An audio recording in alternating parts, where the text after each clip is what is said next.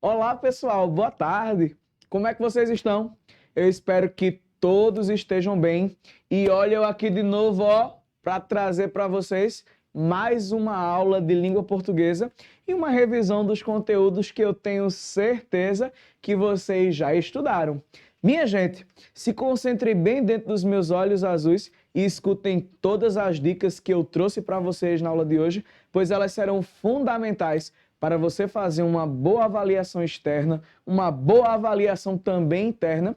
E para quem gosta futuramente, olha, pode usar para estudar para um concurso, para fazer um vestibular. Esse conteúdo é muito importante. E é um conteúdo gramatical. Nós vamos falar das conjunções subordinativas. Pessoal, quando a gente fala o nome conjunção, o que é que vem logo à nossa mente? Quero ouvir aí, quero ouvir, quero ouvir? É, isso aí mesmo. Conectivo. Muito bem. O conectivo ele serve justamente para fazer o quê? Ligar. Se ele liga, ele vai ligar alguma coisa. Professor, ele vai ligar o quê? Ele vai ligar as orações. Professor, o que é oração? Oração, pessoal, é justamente um conjunto de vocábulos, que são vocábulos, palavras. Então, é um conjunto de palavras ali que tem um sentido. Mas nesse conjunto de palavras tem que ter a presença do verbo. O verbo vai ser justamente o marco aí da oração. Então, o que é que a gente percebe? A questão da quantidade de verbos é quem vai determinar a quantidade de orações. Esses verbos eles têm que ter sentido principal.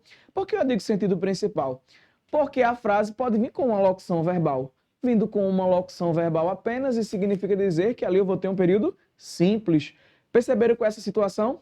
Professor, o senhor está falando aí de orações, de período. Vamos fazer uma revisão? Mas antes, eu quero perguntar qual é o seu nível de amor pela gramática. O amor, ó, o meu é grande. Eu amo a língua portuguesa. E você? Espero que amem também, viu? Então vamos lá. Continuarmos aqui e vamos fazer uma pequena revisão. Olha aí, ó, oração, período. Quando eu falo de oração, conjunto de vocábulos que apresenta sentido e que tem o que, pessoal, ali, além de apresentarem ali o sentido? O verbo. Aí o que é que você percebe? Preste atenção. O período, ele já vai ser justamente classificado dependendo da oração. Eu vou ter dois tipos de período. Período simples, período composto. O período simples é aquele que só tem um verbo. Por exemplo, eu estudo bastante. Eu estudo bastante. Estudo é o verbo. Perceberam aí? Então, período simples. Aí você coloca assim, ó. Eu estudo bastante e ganho dinheiro. Ó, que coisa boa ganhar dinheiro. É muito bom, né não? Então, o que é que você percebe? Olha, eu estudo e ganho. Então, ó, ele estudou e ganhou. Fez as duas coisas. Automaticamente eu vou ter dois verbos.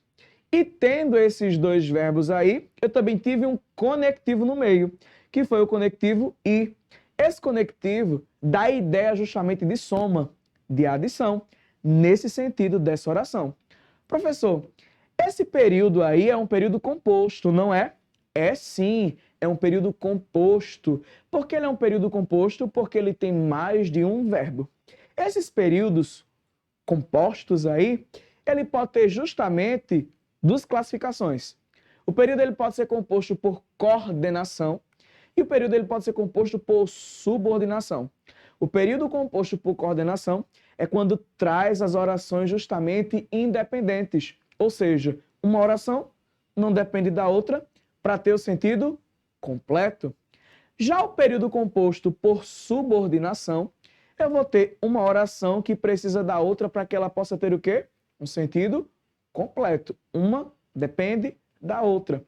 Pessoal, e essas orações, elas serão ligadas justamente por uma conjunção. A classificação das conjunções tem um termozinho, que são as conjunções coordenativas e conjunções subordinativas. E hoje nós iremos falar um pouquinho justamente das conjunções subordinativas. Olha, quando ligam uma oração a outra e existe uma dependência, como por exemplo, se você diz estou triste, alguém vai perguntar o porquê. Estou triste porque minha mãe brigou comigo. Então esse porquê foi justamente uma conjunção. E por que a gente percebe que é uma conjunção? Porque eu ligo a primeira oração, ó, estou triste, com a segunda, ó, minha mãe brigou comigo. Olha, estou, o primeiro verbo, brigou, o segundo verbo. Essas conjunções subordinativas, elas se comportam, elas são classificadas através justamente de 10 tipos. Olhe, nós estamos falando de conjunções coordenativas, conjunções subordinativas. As conjunções coordenativas e as orações coordenadas, totalmente diferente da situação, tá certo? Conjunções subordinativas. 10 tipos. Quais são os 10 tipos? Causais, concessivas, condicionais, conformativas, comparativas, consecutivas, finais, proporcionais, temporais e integrantes. Logo mais, nós vamos estudar as orações subordinadas. E essas orações subordinadas, elas também têm uma classificação. São orações subordinadas substantivas, orações subordinadas adjetivas, orações subordinadas adverbiais. Dentro destas, a gente também tem uma classificação. Lembrando, conjunções subordinativas é um assunto, orações subordinadas é outro conteúdo. Aí eu tenho, olha, essas palavras, diante da classificação, traz sentidos. Então eu vou ter um sentido de causa nas causais. Professor, a palavra concessiva traz uma situação de quê? Concessividade. E o que é concessividade? Sentido contrário, sentido oposto. Condicional, a palavra já diz, condição.